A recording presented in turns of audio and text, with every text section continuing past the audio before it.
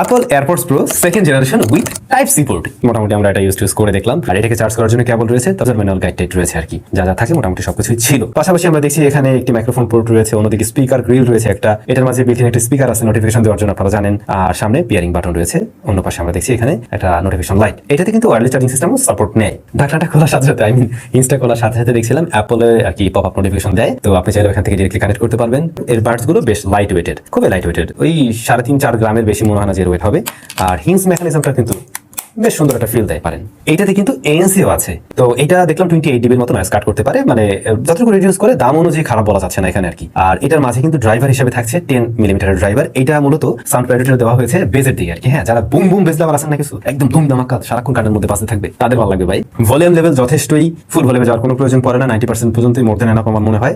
আর 80 to 90 এর মধ্যে আসলে ভালো সাউন্ড পাওয়া যায় এর থেকে। টাচ সেন্সিটিভ এরিয়া থাকছে, আপনি চাইলে প্লে পজ নেক্সট এখান থেকে করতে পারবেন, সোয়াইপ করে আসলে ভলিউম লেভেলকে কন্ট্রোলে নেওয়া যাবে।